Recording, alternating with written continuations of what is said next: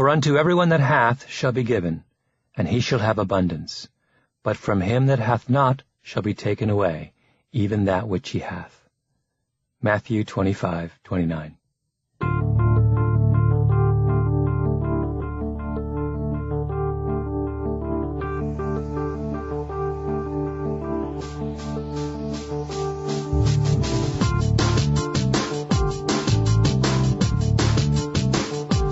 Hachette Audio presents Outliers, the Story of Success. Written and read by Malcolm Gladwell. Featuring a special conversation with the author on CD 7.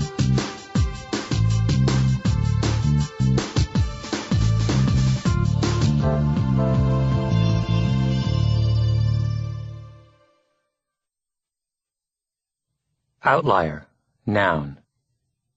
1. Something that is situated away from or classed differently from a main or related body. 2.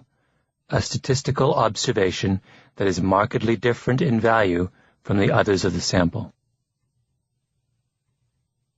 Introduction. The Roseto Mystery. These people were dying of old age. That's it.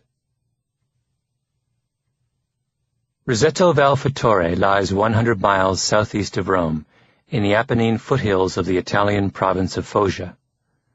In the style of medieval villages, the town is organized around a large central square. Facing the square is the Palazzo Marchesale, the palace of the Segese family, once the great landowner of these parts. An archway to one side leads to a church, the Madonna del Carmine. Narrow stone steps run up the hillside, flanked by closely clustered two-story stone houses with red tile roofs. For centuries, the paesani of Roseto worked in the marble quarries in the surrounding hills, or cultivated the fields in the terraced valley below, walking 4 and 5 miles down the mountain in the morning and then making the long journey back up the hill at night. It was a hard life. The townsfolk were barely literate and desperately poor and without much hope for economic betterment, until word reached Roseto at the end of the 19th century of the land of opportunity across the ocean. In January of 1882, a group of 11 Rosetans, 10 men and 1 boy, set sail for New York. They spent their first night in America sleeping on the floor of a tavern on Mulberry Street in Manhattan's Little Italy. Then they ventured west, eventually finding jobs in a slate quarry 90 miles west of the city near the town of Bangor, Pennsylvania. The following year, 15 Rosetans left Italy for America, and several members of that group ended up in Bangor as well, joining their compatriots in the slate quarry. Those immigrants, in turn, sent word back to Roseto about the promise of the New World, and soon one group of Rosetans after another packed their bags and headed for Pennsylvania, until the initial stream of immigrants became a flood. In 1894 alone, some 1,200 Rosetans applied for passports to America, leaving entire streets of their old village abandoned. The Rosetans began buying land on a rocky hillside, connected to Bangor by a steep, rutted wagon path. They built closely clustered 2-story stone houses with slate roofs on narrow streets running up and down the hillside. They built a church and called it Our Lady of Mount Carmel, and named the main street on which it stood Garibaldi Avenue, after the great hero of Italian unification. In the beginning, they called their town New Italy, but they soon changed it to Roseto, which seemed only appropriate given that in the previous decade almost all of them had come from the same village in Italy. In 1896, a dynamic young priest by the name of Father Pasquale Denisco took over at Our Lady of Mount Carmel. Denisco set up spiritual societies and organized festivals. He encouraged the town folk to clear the land and plant onions, beans, potatoes, melons, and fruit trees in the long backyards behind their houses. He gave out seeds and bulbs. The town came to life. The Rosetans began raising pigs in their backyards and growing grapes for homemade wine. Schools, a park, a convent, and a cemetery were built. Small shops and bakeries and restaurants and bars opened along Garibaldi Avenue. More than a dozen factories sprang up, making blouses for the garment trade. Neighboring Bangor was largely Welsh and English, and the next town over was overwhelmingly German, which meant, given the fractious relationships between the English and Germans and Italians in those years, that Roseto stayed strictly for Rosetans. If you had wandered up and down the streets of Roseto in Pennsylvania in the first few decades after 1900, you would have heard only Italian spoken. And not just any Italian, but the precise southern Phrygian dialect spoken back in the Italian Roseto. Roseto, Pennsylvania was its own tiny self-sufficient world, all but unknown by the society around it, and may well have remained so, but for a man named Stuart Wolfe. Wolfe was a physician. He studied digestion in the stomach, and taught in a medical school at the University of Oklahoma. He spent his summers on a farm in Pennsylvania, not far from Roseto, although that of course didn't mean much, since Roseto was so much in its own world, it was possible to live one town over and never know much about it. One of the times when we were up there for the summer, this would have been in the late 1950s, I was invited to give a talk at the local medical society, Wolfe said years later in an interview.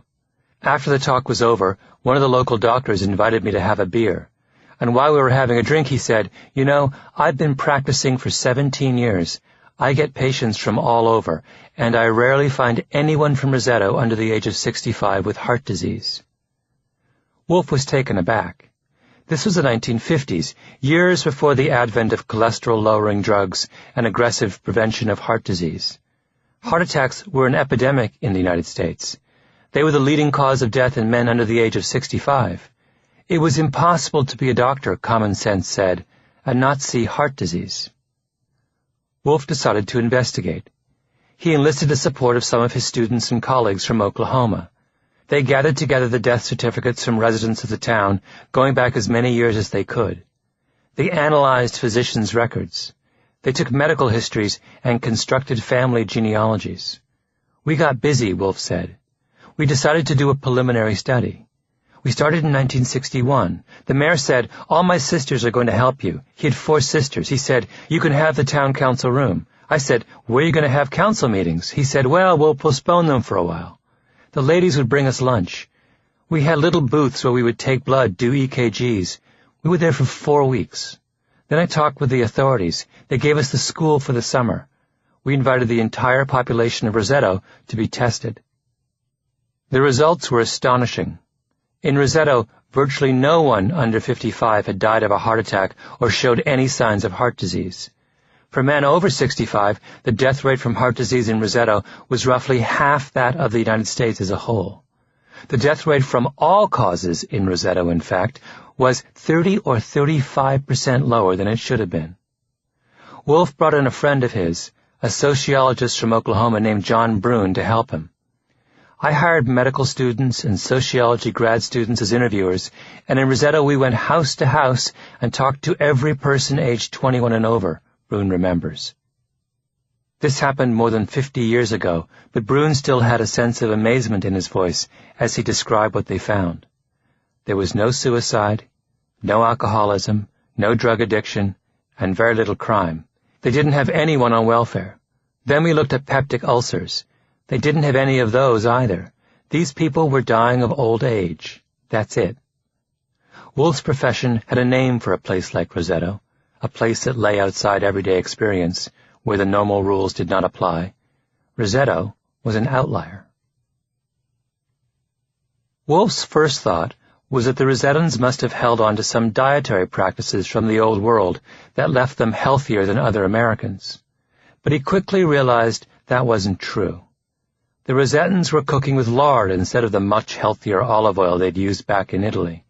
Pizza in Italy was a thin crust with salt, oil, and perhaps some tomatoes, anchovies, or onions. Pizza in Pennsylvania was bread dough plus sausage, pepperoni, salami, ham, and sometimes eggs. Sweets like biscotti and taralli used to be reserved for Christmas and Easter in Roseto. Now they were eaten all year round. When Wolfe had dietitians analyze the typical Rosetans' eating habits, he found that a whopping 41% of their calories came from fat. Nor was this a town where people got up at dawn to do yoga and run a brisk 6 miles. The Pennsylvanian Rosetans smoked heavily, and many were struggling with obesity. If it wasn't diet and exercise then, what about genetics? The Rosetans were a close-knit group from the same region of Italy, and Wolf's next thought was whether they were of a particularly hardy stock that protected them from disease.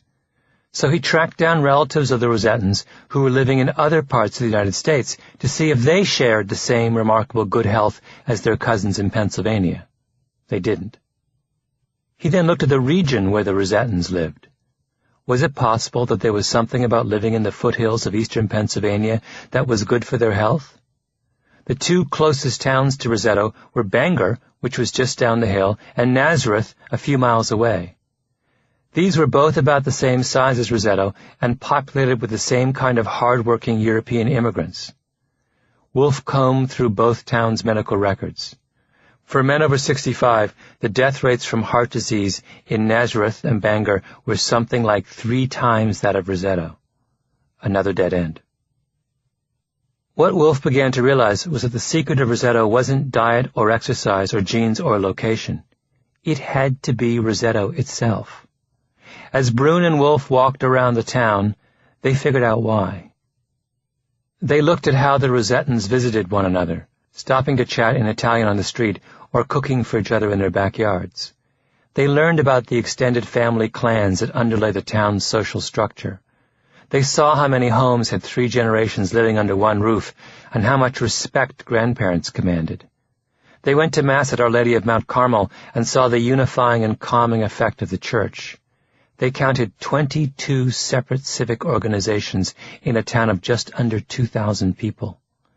They picked up on the particular egalitarian ethos of community that discouraged the wealthy from flaunting their success and helped the unsuccessful obscure their failures. In transplanting the paesani culture of southern Italy to the hills of eastern Pennsylvania, the Rosetans had created a powerful protective social structure capable of insulating them from the pressures of the modern world. The Rosetans were healthy because of where they were from, because of the world they had created for themselves in their tiny little town in the hills. I remember going to Roseto for the first time, and you'd see 3 generational family meals, all the bakeries, the people walking up and down the street, sitting on their porches talking to each other, the blouse mills where the women worked during the day while the men worked in the slate quarries, Brune said. It was magical. When Brune and Wolf first presented their findings to the medical community, you can imagine the kind of skepticism they faced. They went to conferences where their peers were presenting long rows of data arrayed in complex charts and referring to this kind of gene or that kind of physiological process, and they talked instead about the mysterious and magical benefits of people stopping to talk to one another on the street and having 3 generations living under one roof. Living a long life, the conventional wisdom said at the time, depended to a great extent on who we were, that is, our genes. It depended on the decisions people made, on what they chose to eat and how much they chose to exercise, and how effectively they were treated by the medical system. No one was used to thinking about health in terms of community. Wolf and Brune had to convince the medical establishment to think about health and heart attacks in an entirely new way. They had to get them to realize that you couldn't understand why someone was healthy if all you did was think about an individual's choices or actions in isolation. You had to look beyond the individual. You had to understand the culture they were a part of, and who their friends and families were, and what town their families came from. You had to appreciate the idea that the values of the world we inhabit and the people we surround ourselves with has a profound effect on who we are. In Outliers, I want to do for our understanding of success what Stuart Wolf did for our understanding of health.